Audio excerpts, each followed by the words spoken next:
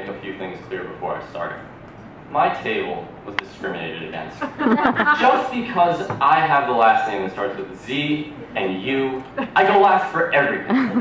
What is the deal with that? I was the saddest kindergartner on earth because I was always put in the back of the line. My goodness, you could ask my mom, I would come home with tears, I would never leave the line.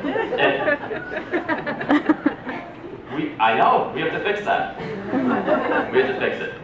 And also, I'd just like to mention that it means the world to be here in front of all these special people, and I'm so grateful that I was selected for this opportunity because the people beside me are just the best people in the world. They mean everything to me, and they've helped me grow into who I am today. So thank you for everybody who helped me get to this moment right now. And thank you. And by the way, Jacob, Harvard's that place where kids who don't get into Yale go to.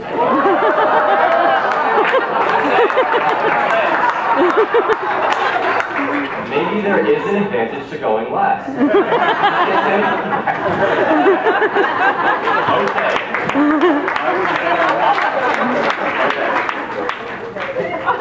I'll stop that now. Sorry. Sorry. Mom, I'm sorry. This is on video now. Sorry.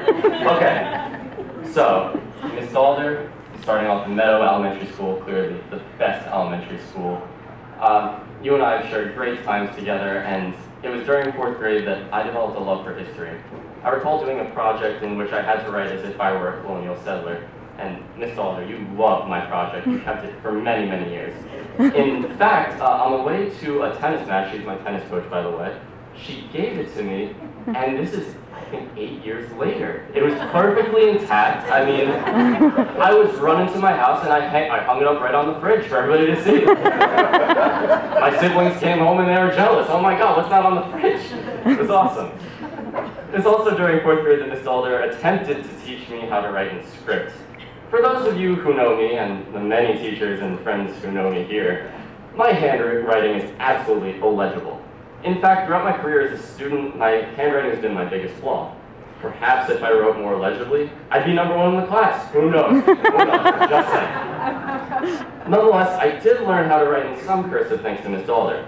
I might not be able to write every capital letter in the book, but at least I can write my name. That's pretty good.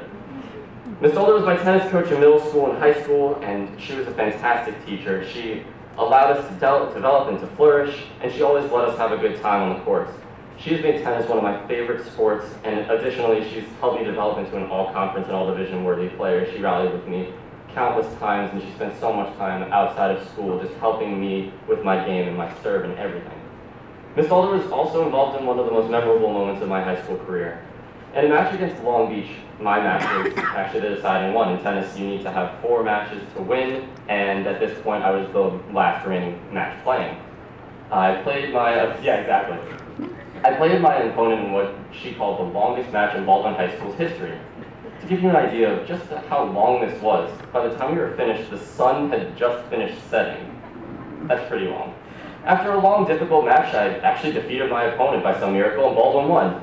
After tossing my racket and nearly breaking it, sorry again, I remember you just crying and being so genuinely happy, and I remember being euphoric. I gave you the biggest hug ever, and I just can't thank you enough for everything you've done for me. I honestly, I love you. Thank you.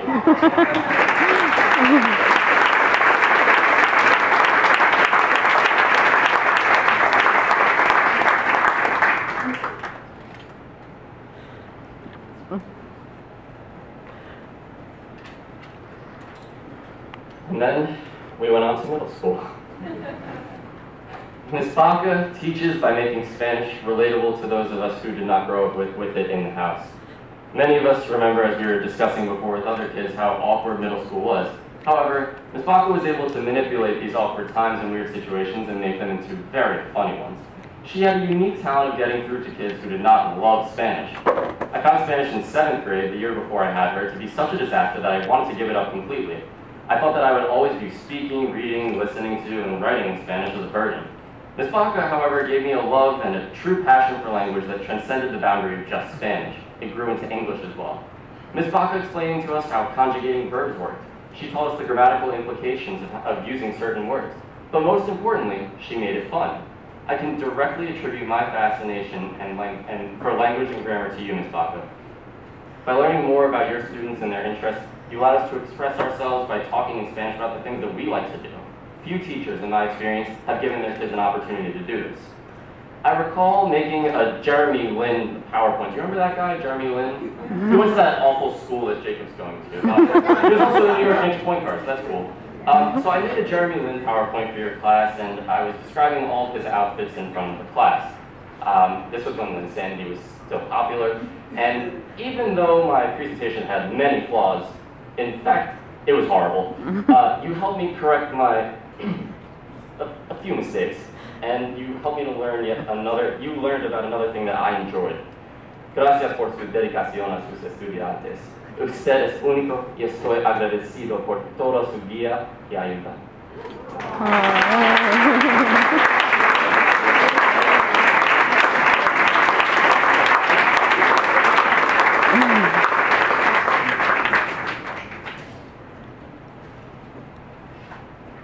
By the way, we're keeping it in the box, right? Yeah. Excellent. Okay. First of all, Mr. Dunn, I'd like to thank you for being the only teacher in the high school to have never called me Eric. Mr. Dunn is the most passionate teacher that I know of in the high school. His knowledge about all things regarding music is extraordinarily impressive. He has developed Baldwin's band program into something amazing.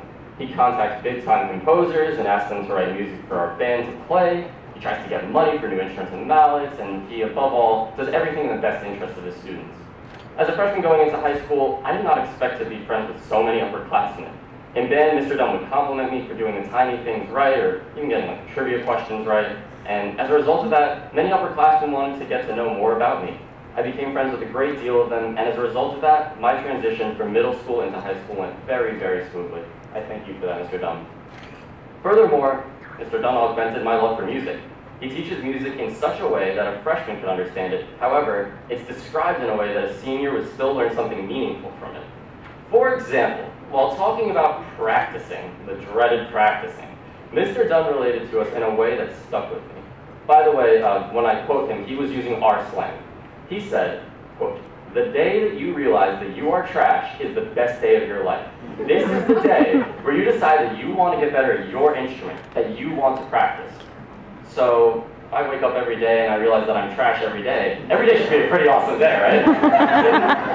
No, it shouldn't. After this discussion, I thought back to when I saw Steve Blumman, one of our old percussion teachers through BOCES at Baldwin, and he sight read a piece that I thought was impossible to play. It was then I realized that I was trash. The next 2 years, I worked incessantly to get better at snare drum. As a sophomore, I auditioned for All-State, and the next year I was accepted into the All-State Symphony Orchestra thanks to him. He understands his students, he cares about his students, but most importantly, he does anything for his students. I do not know where I would be without Mr. Dunn. Mr. Dunn, thank you for making fourth period my favorite period every single day. Your commitment to Baldwin and music is unparalleled. Thank you.